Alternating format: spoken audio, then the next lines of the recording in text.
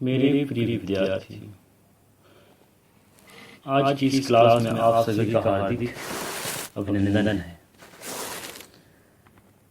आज हम द्वितीय सेमेस्टर के निबंध माटी की मूर्ति राम वृक्ष बेनीपुरी जी का अध्ययन करने जा रहे हैं। अध्ययन करने से पहले हम बेनीपुरी जी का परिचय देख लेते हैं। राम वृक्ष बेनीपुरी जी का जन्म 23 दिसंबर 1902 को उनके पैतृक गांव मुजफ्फरपुर जिला बिहार के बेनीपुर गांव के भूमिहर ब्राह्मण परिवार में हुआ था और उन्हीं के आधार पर उनका उपनाम बेनीपुरी हुआ। बचपन में माता पिता के स्वर्गवासी होने के कारण उनका लालन पालन मौसी के द्वारा हुआ। उनकी प्राथमिक शिक्षा नैनीहाल में ही पूर्ण हुई। मैट्रिक परीक्षा उत्तीर्ण करने के पश्चात बेनीपुरी जी 1920 में गांधी जी द्वारा नेतृत्व असहयोग आंदोलन बेनीपुरी में सम्मिलित हो गए। बेनीपुरी जी 1957 में बिहार के विधानसभा सदस्य भी निर्वाचित हुए। राम वृक्ष बेनीपुरी जी 7 दिसंबर 1968 में का स्वर्गवास हुआ। राम वृक्ष बेनीपुरी जी हिंदी साहित्य जगत के ऐसे समाज सेवी हैं या साहित्य सेवी हैं जिन्होंने नाटक, एकांकी, उपन्यास, यात्रा वृत्तांत आदि विधाओं में साहित्य जगत की सेवा की है। तो आइए हम माटी की मूर्ति निबंध के बारे में चर्चा कर रहे हैं। यह माटी की मूर्ति आपने कभी गांव की यात्रा की होगी या किसी गांव का करते रहे होंगे तो किसी बरगद या किसी पीपल आदि पेड़ के समीप चबूतरे पर कुछ मूर्तियां रखी हुई अवश्य देखे होंगे। इन मूर्तियों के समीप जाकर ध्यान से आप देखिए, ये मूर्तियां माटी की मूर्ति हैं। ये मूर्तियां हैं, रंगीन नहीं है, खूबसूरत नहीं है, टेढ़ी चपटी बेडौल आकार की बनी हुई है। इसको आप बिल्कुल ध्यानपूर्वक देखिए। किंतु यह मूर्तियां हैं, इनका रचनाक्रम आज का नहीं है। आदि काल से ही इनका निर्माण होने लगा था और आज भी लगभग निर्माण होता रहता है। बौद्ध या जैन, ग्रीक, रोमन मूर्तियों की ओर भले ही ध्यान न दे, परंतु इस माटी की मूर्ति को तो देखना ही पड़ता है, क्योंकि गांव से निकलते समय सदैव इस पर ध्यान पहुंचता है। इन कुरूप, बदशक्ल, बेडौल मूर्तियों में भी कोई एक चीज है जो कुछ कहती है, देखती है, सुनती है, अभिशाप देती है, आशीर्वाद देती है, लेकिन हम इसकी ओर ध्यान नहीं देते। इनकी भी एक जिंदगी है। ये मूर्तियां माटी की बनी है और माटी पर धरी है तथा माटी के लिए ही है, इसलिए ये जिंदगी के बहुत नजदीक है। ये देखती है, सुनती है, खुश होती है, हंसती है, नाराज भी होती है, आशीर्वाद भी देती है, श्राप भी देती है, सबकी मंगल कामना में भी सहयोग देती है। ये मूर्तियां किसी देवी देवता की नहीं है या किसी अवतारी महापुरुष की भी नहीं है। किसी गांव के साधारण मिट्टी के पुतले ने अपनी असाधारण प्रवृत्ति को दिखाने के लिए संभवतः इनका निर्माण कर दिया है। उसकी ये प्रतिमा ये हमको याद आने लगती है। ये मूर्तियां गांव वालों की प्रिय बन गई है, क्योंकि यह उनके सुख दुख में सहायता करती है और सहायक भी बन गई है। माटी कहे कुम्हार सो, तू क्यों रूंधे मोही, फिर भी माटी को रूंधा जाने का काम आज तक चलता जा रहा है।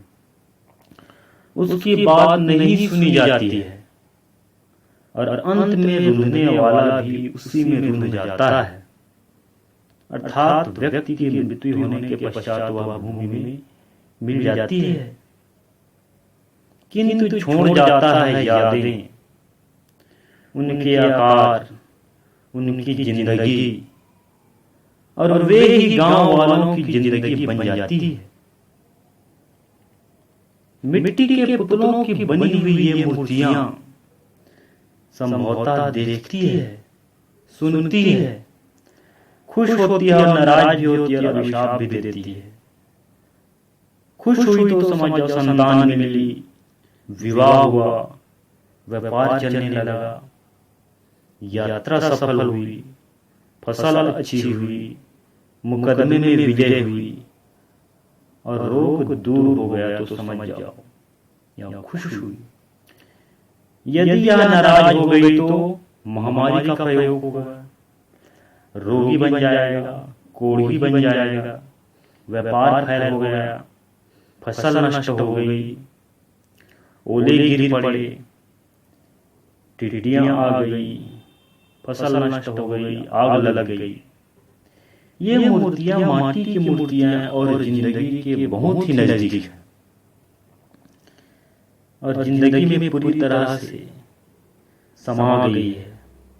इसलिए आने जाने वाला हर व्यक्ति इनको श्रद्धा की दृष्टि से देखता है, नमन करता है, हाथ जोड़ता है, शीश झुकाता है, मनौती मांगता है, पूजा करता है। बौद्ध और ग्रीक रोमन मूर्तियां दर्शनीय है, वंदनीय भी है, उसी प्रकार ये मूर्तियां भी दर्शनीय और वंदनीय है। इनमें कलाकार की कला छिपी हुई है, उसकी भावना भी छिपी हुई है। आपने प्रायः राजा रानी की कहानियां बचपन में अवश्य सुनी होगी, ऋषि मुनियों की, देवी देवताओं की कथाएं भी सुनी होगी, नायक नायिकाओं के चरित्रों का भी अध्ययन किया होगा, नेताओं के चरित्रों से भी आप परिचित रहे होंगे। किंतु ये मूर्तियां उन जैसी बिल्कुल नहीं है, अपनी विशिष्टता अपने पास रखती है। इनको देखकर स्वतः ही सिर नीचे झुक जाता है, हाथ जुड़ जाता है और कोई भावना मन में समा जाती है और हम गुनगुनाते हुए चले जाते हैं। ये मूर्तियां हैं, माटी की मूर्तियां हैं जो जिंदगी के बहुत ही नजदीक है, बोलती नहीं, चलती नहीं, किंतु हमारे गांव में भी कुछ ऐसी गांव की मूर्तियां हैं जो बोलती है, सुनती है। ये लोग अलग ही हैं, इनका व्यवहार, भाषा, अनुभव सबसे ही अलग है, किंतु हम उसके प्रति उदासीन हैं, उनकी बात सुनना भी नहीं चाहते, उनके प्रति श्रद्धा जागृत नहीं होती। उनके अनुभवों से हमको क्या लेना देना है? हमारे लिए तो राजा रानी, नायक नायिकाएं, ऋषि मुनियों की कहानियां ही अच्छी लगती है और इन विशिष्ट गांव वालों की कहानियां हमें बिल्कुल पसंद नहीं आती। शकुंतला, वशिष्ठ, शिवाजी, महाराणा प्रताप, गांधी जी, विवेकानंद आदि कहानियों में जो आनंद छिपा है वह इन गांव वाले बुधिया, रमिया, भगत बलदेव, राम से रामधन की कहानियों में कहाँ मिलेगी? हमको इनकी ओर देखने की फुर्सत तक नहीं है। हजारीबाग सेंट्रल जेल के मेरे गांव और मेरे नैनीहाल के कुछ ऐसे विशिष्ट लोगों की मूर्ति मेरे सामने आ गई है। यह राम वृक्ष बेनीपुरी अपने गांव नैनीहाल के कुछ विशिष्ट लोगों की मूर्ति तैयार कर रहे हैं। वह कहता है कि मैं उससे प्रभावित हुआ और अपनी कलम से उनका चित्रण करने का विचार मुझे करना पड़ा। अंततः मेरे मन में वह माटी की मूर्ति तैयार हो रही है और ये माटी की मूर्ति तैयार होकर रह गई। जेल में निवास करने वाले बैजू मामा की भी मूर्त भी बन गई है और न जाने कितनी मूर्तियां बन चुकी है और आगे भी मेरे मन मस्तिष्क पर बनने वाली है। किंतु ये कहानियां नहीं है, कोरी मूर्तियां नहीं है, जीवनियां नहीं है। ये चलते फिरते सुनते बोलते वे लोगों के शब्द चित्र हैं, उनकी यादें हैं जिनको मैं भुला नहीं पाऊंगा। इन गांव की मूर्तियों में कला है, पच्चीकारी है, कुशलता है, किंतु मेरी रचना उनके अनुरूप नहीं है। मेरी भी कुछ निजी संभावनाएं हैं, वे इनमें समाई हुई है। मैंने ऐसा नहीं होने दिया कि रंग रंग की दुनिया में मूल रेखाएं ही गायब हो जाए या उसमें कुछ रंग तो आप भरकर उसको और ज्यादा बढ़ाया जाए। मैं उस व्यक्ति को अच्छा रसोइया नहीं मानता हूं जो सब्जी के निर्माण में इतने अधिक मसाले पटक दे जिससे सब्जी का मूल स्वाद ही न रह जाए। प्रत्येक कला में कलाकार की कुछ भावनाएं छिपी रहती है और वह अपनी कला के माध्यम से उनको उजागर करना चाहता है। उसकी मूल भावनाएं उसमें दिखाई देती है, उसको समझना चाहिए और उनका सम्मान भी करना चाहिए। कला का काम जीवन को छिपाना नहीं है, अपितु उसे प्रकट करना है। वास्तव में कला वह है जिससे कलाकार को आत्मसंतोष मिले और दूसरे लोगों को आनंद मिले एवं जीवन को नई राह मिले। यहाँ राम वृक्ष बेनीपुरी जी समझाना चाहते हैं, वह कहना चाहता है कि सोने चांदी के इस युग में ये माटी की मूर्ति कैसे और क्यों पूजा के योग्य हो सकती है। किंतु इन मूर्तों में से जो कुछ भी प्रकाश में आई है उसको मैंने अपनी कलम से सजाना चाहा, संवारना चाहा और उनको आज हिंदी संसार ने सर आंखों पर लिया है। इनमें मेरी कला या कलम की विशेषता नहीं है, इसमें ते मानवता की भावना छिपी हुई है और मानवों का माटी के प्रति स्वाभाविक स्नेह दिखाई दे रहा है और इस मानवता एवं स्नेह के प्रति मेरा सिर स्वभावतः झुक रहा है और मैं कामना करता हूं कि इस प्रकार की कुछ माटी की मूर्ति निर्मित हो जो हिंदी संसार की सेवा में उपस्थित होकर सौभाग्य प्राप्त कर सके। तो इस तरह से राम वृक्ष बेनीपुरी माटी की मूर्ति है जो उन्होंने अपने विचार प्रकट किए हैं और उनकी कलम से हिंदी साहित्य जगत में एक नया माटी की मूर्ति तैयार हो गया और वाकई में यह माटी की मूर्ति बिल्कुल जीवन से जुड़ी हुई है।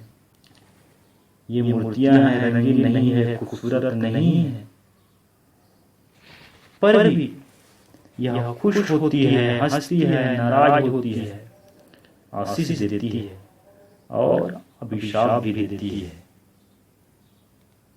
तो यह है राम वृक्ष बेनीपुरी का एक महत्वपूर्ण निबंध, माटी की मूर्ति।